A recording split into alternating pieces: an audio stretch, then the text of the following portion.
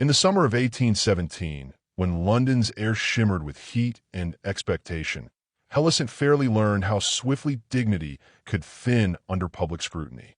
She stood at the edge of drawing rooms where conversation softened when she approached, where sympathy wore the mask of courtesy, and where every glance measured her worth in pounds rather than principles. Her beauty was remarked upon with careful restraint, as though admiration itself might be an insult to her circumstances. Born to an old family whose name still opened doors, she now moved through those doors as a guest whose welcome depended upon patience rather than promise.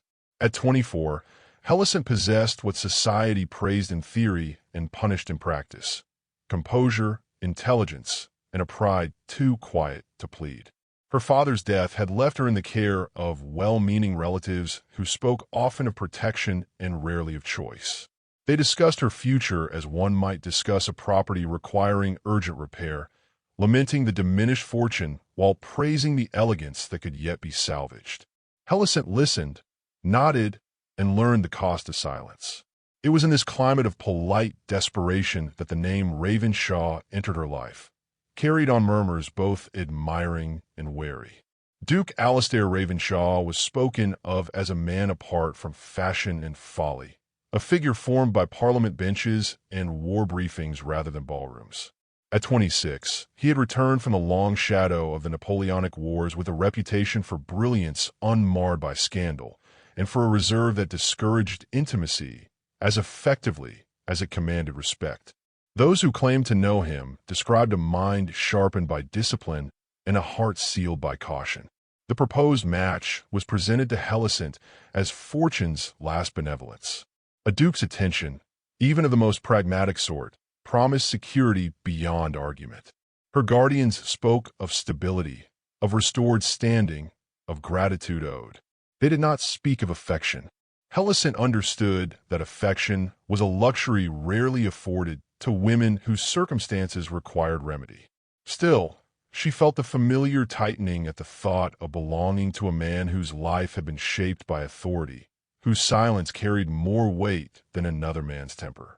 When she first encountered Ravenshaw across a crowded reception, she noted the stillness that seemed to surround him, as though movement itself deferred to his presence. He observed rather than participated, his gaze steady, assessing, unreadable. There was no cruelty in it, yet neither was there warmth. Helisent felt herself examined, not as an ornament, but as a consideration, and the distinction unsettled her more than open appraisal might have done. Their early exchanges were brief and faultlessly civil.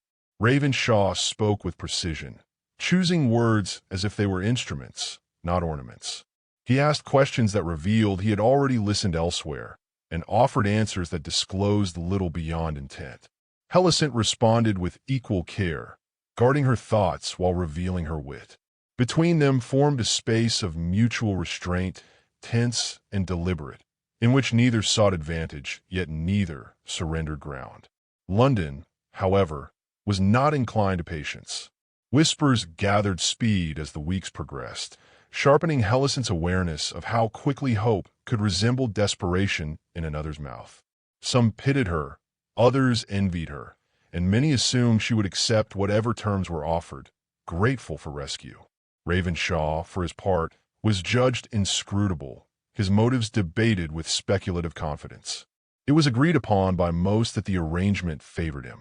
As the evening of their formal betrothal approached, Helisent felt the weight of expectation settle like a second skin. The event promised confirmation rather than celebration, a public sealing of private necessity. She prepared herself to be agreeable, to be measured, to be worthy of the future decided for her. Yet beneath her practiced calm stirred an unspoken resolve, fragile but persistent, that whatever followed would not erase her entirely. On the threshold of that night, she sensed that something awaited her beyond compliance, though whether it would arrive as salvation or sacrifice remained uncertain. The city itself seemed to conspire in her unease, carriages rattling past with impatient urgency, windows glowing like watchful eyes. Helisent knew that by morning her name would be spoken with new certainty, her future narrated by others as though it were already concluded. She wondered what manner of man required so little softness, and what manner of woman survived such arrangements without surrendering her voice. Somewhere within Ravenshaw's composure, she suspected a will as exacting as law, and she braced herself to meet it. The night ahead promised not tenderness, but reckoning, and she stepped toward it carrying hope like a concealed blade. It was a lesson in waiting, and London held its breath, unaware that restraint would soon become the dangerous act of all. The evening of the betrothal arrived, wrapped in heat and candlelight, the Ravenshaw townhouse standing solemn and pale against the restless street. Inside, chandeliers scattered gold across silk gowns and polished boots, illuminating faces trained to reveal interest without hunger. Helisent entered on her guardian's arm, acutely aware of how every movement was noted, catalogued, and weighed for meaning. She felt less a guest than an exhibit, presented for approval beneath the gaze of those who believed the future should always resemble the past. Duke Ravenshaw awaited her near the hearth, his posture composed, his expression unreadable. He wore formality as another man might wear armor, not to intimidate, but to protect what lay beneath. When he inclined his head to her, the gesture was precise, almost severe, yet his eyes held a steadiness that acknowledged her presence rather than her position. Helisent answered with a measured courtesy. Sensing the narrow line, they both walked between expectation and restraint. Conversation flowed around them with the practiced ease of society, yet beneath it ran a current of anticipation sharpened by rumor. Guests observed the pair as though awaiting proof of harmony or evidence of imbalance. Helisent felt the heat of the room gather at her temples, the weight of silk at her back, the invisible pressure urging her toward acceptance. She reminded herself that composure was not surrender, that dignity could still be chosen even when outcomes were fixed. When Ravenshaw offered his arm to guide her through the room, she accepted, aware that the gesture was both symbolic and scrutinized. His gloved hand rested at her elbow, proper in its placement, yet charged with implication. Each step brought them closer to the center of attention, where whispers sharpened into expectation. Helisent felt the boundaries of propriety tighten, drawing breath shallow within her chest. As they paused beneath the chandelier, Ravenshaw turned slightly toward her, his hand shifting with unconscious intent. The glove brushed nearer the necessity required, lingering at the threshold of custom. In that instant, Helisent understood how easily silence might be mistaken for consent, how readily a woman's stillness could be claimed as permission. Her resolve, fragile yet persistent, rose to meet the moment. "Please don't touch me," she whispered, her voice low enough to belong only to them. The words trembled but did not falter. "I'm not your wife." The air between them stilled. Helisent did not withdraw, nor did she lift her chin in challenge. She merely waited, her dignity balanced upon his response. Around them, conversation continued, unaware of the quiet fracture opening at the heart of the room. Ravenshaw's gaze held hers, surprise flickering briefly before something deeper settled in its place. What followed defied every expectation trained into society's bones.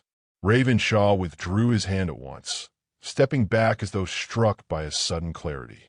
He turned, surveyed the gathering with calm authority, and raised his voice just enough to command attention. With courteous finality, he dismissed the company, citing fatigue and the lateness of the hour. Confusion rippled outward, followed by reluctant compliance, as guests departed with curiosity sharpened into hunger. When the room had emptied, Ravenshaw faced Helisent again, the grandeur of the setting stripped bare by silence. He spoke deliberately, each word measured.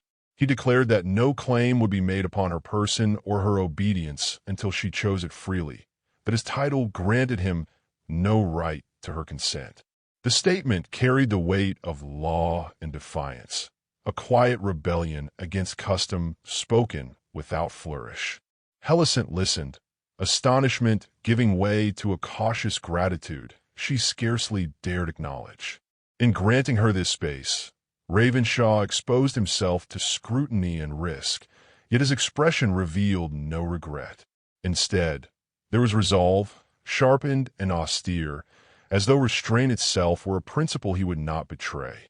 By morning, the Ton buzzed with speculation.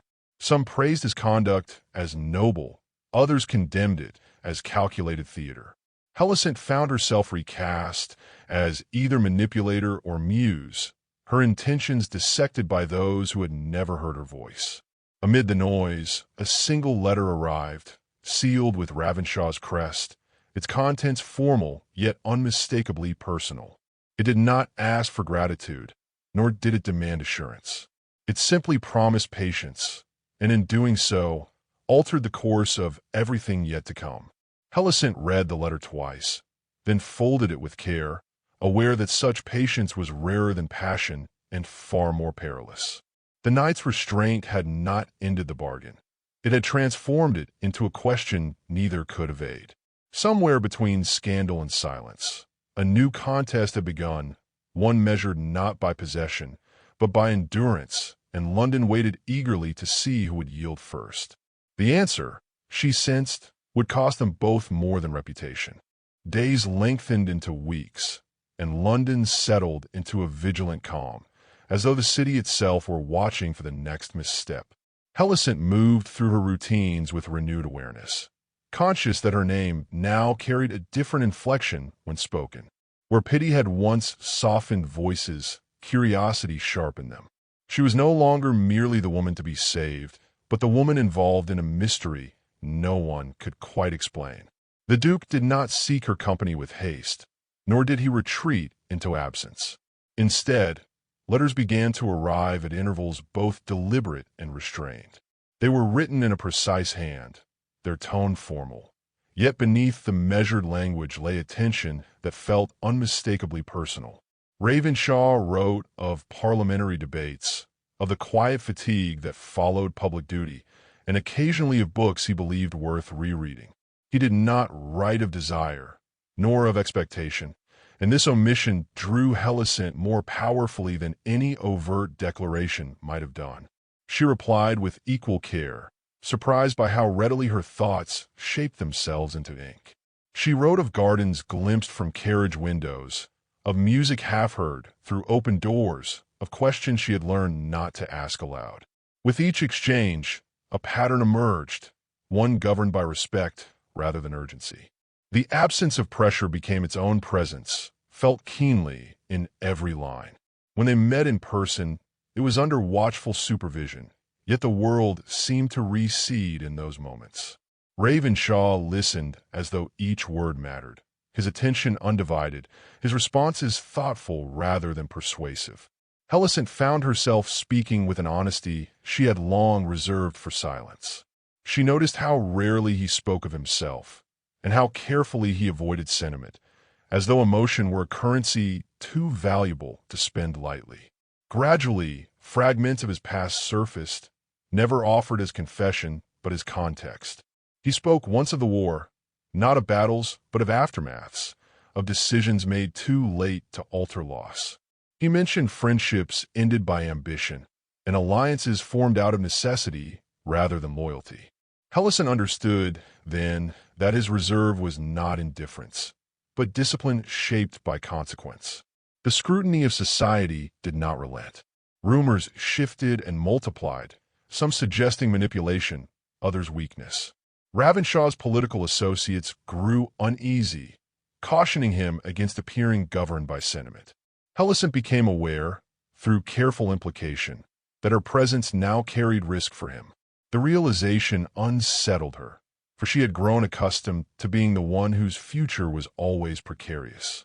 One afternoon, during a walk conducted at proper distance, Ravenshaw paused beside a stone balustrade overlooking a formal garden. His expression was composed, yet something in his stillness signaled intent. He spoke then with a candor that startled her, admitting that restraint had not been the easier path. He confessed that expectation would have shielded him, that compliance would have preserved alliances. To choose otherwise, he said, was to invite complication he had long avoided. Helisent listened, her composure tightening as she recognized the magnitude of his choice. In response, she spoke of her own fears, of the quiet erasure she had witnessed in other women's lives, of how easily marriage could render a person invisible. She told him that gratitude, when demanded, could feel indistinguishable from obligation. The words left her with a tremor of vulnerability she did not attempt to hide. The space between them held, charged and unresolved. Ravenshaw did not reach for her, nor did he retreat. Instead, he acknowledged her fear without contradiction, and in doing so granted it legitimacy. Days later, a document arrived bearing his seal, outlining revised arrangements that safeguarded her independence. It was not a gesture of romance, but of consequence, one that provoked immediate unrest among those invested in his authority. The reaction was swift.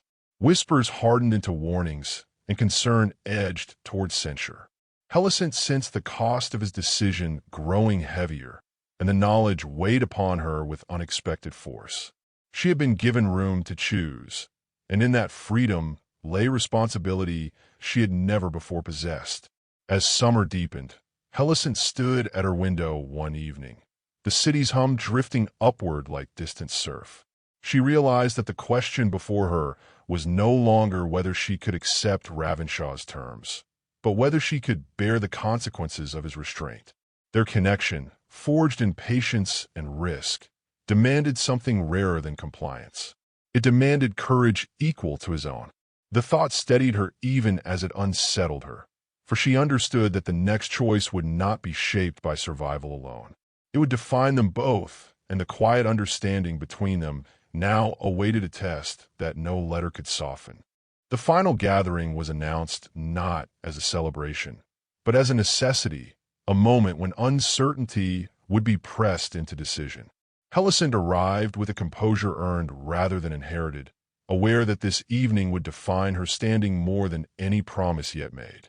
The room held its breath around her, for she was no longer merely observed, but anticipated, as though her choice might confirm or confound every whispered prediction. Ravenshaw stood apart, his presence calm amid the restless murmur. Time had altered him subtly, not by softening his reserve, but by sharpening its purpose. He had weathered weeks of scrutiny, endured counsel that urged correction, and declined every convenient retreat. When he looked at Helisent, there was no claim in his gaze, only recognition, as though he acknowledged the gravity of what she was being asked to decide. Pressure gathered from all sides, careful and insistent. Helisent's guardians spoke of prudence, of the wisdom of accepting security while it remained offered. Others hinted at alternatives, quieter paths that promised comfort without controversy.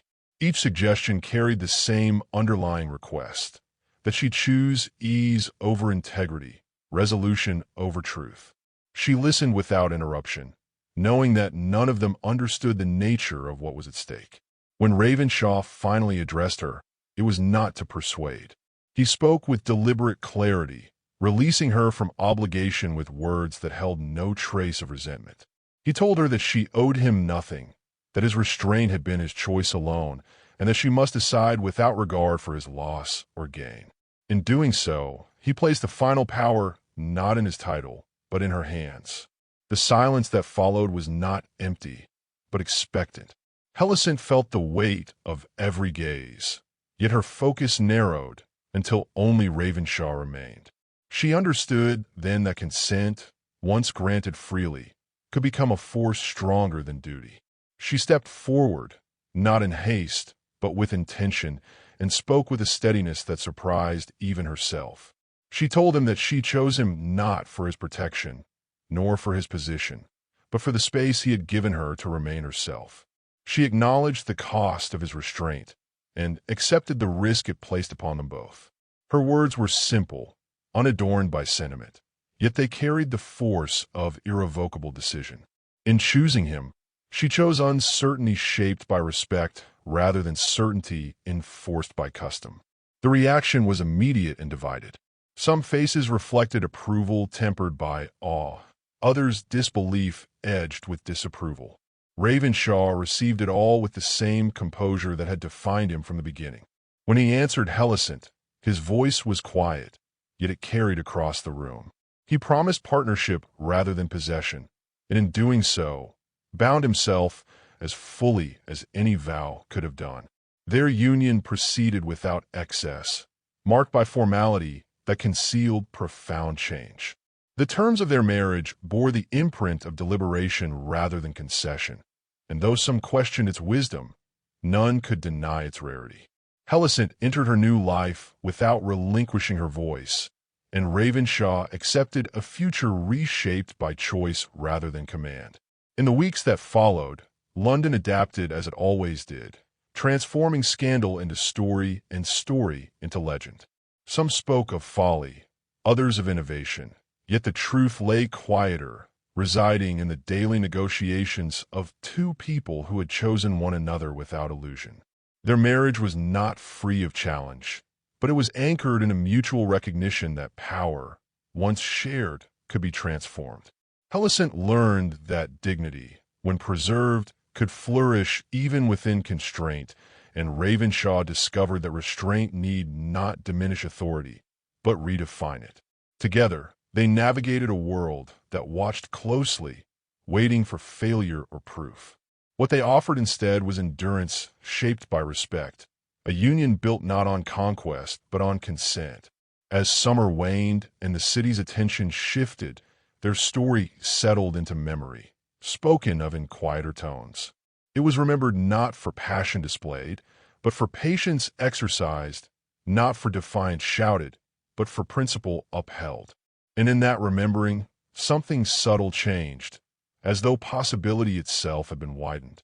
Helisent sometimes reflected on the night she whispered her refusal, marveling at how a single boundary had altered her fate.